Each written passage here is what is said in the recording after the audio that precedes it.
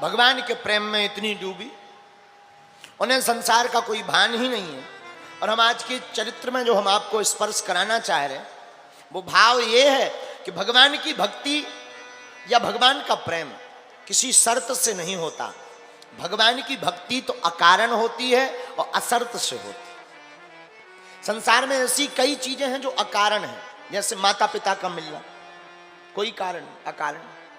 माँ का प्रेम अकारण मिलता है, शरीर का मिलना, काया का मिलना, ये भी अकारण है।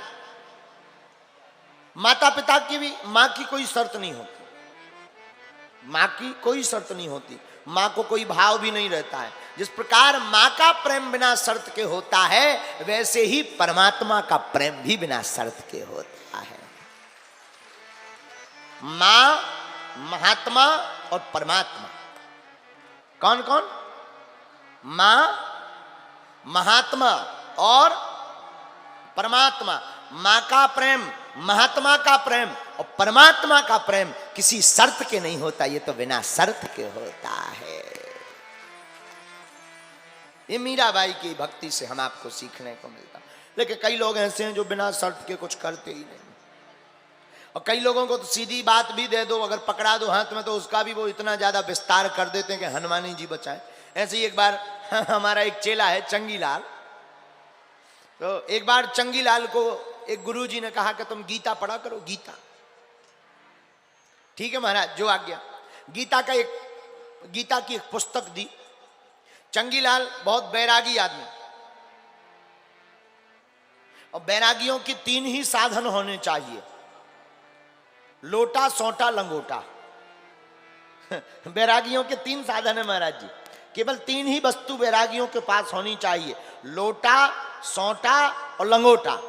ज्यादा कुछ बैरागियों के पास होना भी नहीं चाहिए, लेकिन नहीं तो गड़बड़ हो जाती। तो चंगीलाल भी बड़ा बैरागी आदमी, गुरुजी ने कहा गीता पढ़ा करो, गीता, जो आज्ञा। गीता की किताब दी, और ये इतना विचित्र आदमी कि गीता की पुस्तक घर पे लाया, सोई चूहा खा गए। अब इसने कहा ये तो बड़ी बुरी बात, झोपड़ी में रहता था, चूहा खा गए गीता को, इसका दिमाग खराब। इसने कहा अब चूहों के लिए उपाय क्या है? किसी ने कहा बिल्ली ले आओ, ये बिल्ली ले आया। लेकिन किसी ने कहा बिल्ली तो ले आए पर बिल्ली को दूध चाहिए, तो दूध कहां से आए? बोले गैया ले आओ। तो बिल्ली लाया, अब बिल्ली के लिए चाहिए दूध, तो दूध के लिए लाया गैया। अब गैया को बाहर तो बांध नहीं सकते, सो गौशाला बनाई। गौशाला बनाई तो अब भजन करें, गौ माता को देखें यार। तो एक व्यक्ति को रखा कि कम से कम भाई तुम गाय माता को देखा करो, गाय की सेवा किया करो। वो रहने लगा तो अब भोजन बनाने वाला कोई चाहिए, तो इसने कहा विवाह ही कर लो, लुगाई ले आओ। शादी कर ली, सो लुगाई ले आया, है बैरागी, लुगाई ले आया। अब जब लुगाई आ गई तो लुगाई बोली हम कहाँ रहे, मकान तो बनवाओ। इसने कहा ये भी बात जरूरी है, ये भी बहुत जरूरी बात है। इसने मकान बनवाया, और जब मकान बन गया, लुगाई हो गई, सो लड़का वाले भी हो गए। जब बाल बच्चे हो गए तो बच्चों के लिए पत्नी ने कहा कुछ कमाओ, सो गीता छूट गई, भजन छूट गया, अब लगे कमाने। 1.5-2 साल बाद फिर गुरुजी मिले, बोले कहो चेला क्या हाल है? बोले कोई नहीं आपकी कृपा है। बोले कृपा तो ठीक है, ये बाल बच्चे, ये पत्नी, ये वैभव, ये मकान, बोले ये आपकी गीता का प्रताप है ये आपकी गीता।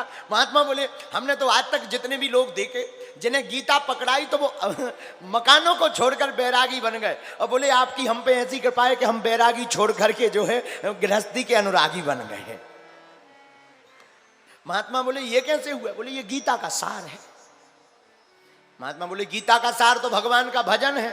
बोले गीता का सार भगवान का भजन है, पर हमारे लिए तो गीता का सार ही संसार है। और कई लोग ऐसे भी होते हैं, अब उनकी गीता नाम बोले ना आप हमें गीता देते, न चूहा काटते, न बिल्ली ले आते, न बिल्ली आती, न गौ माता आती, न लुगाई आती, न मकान बनता है।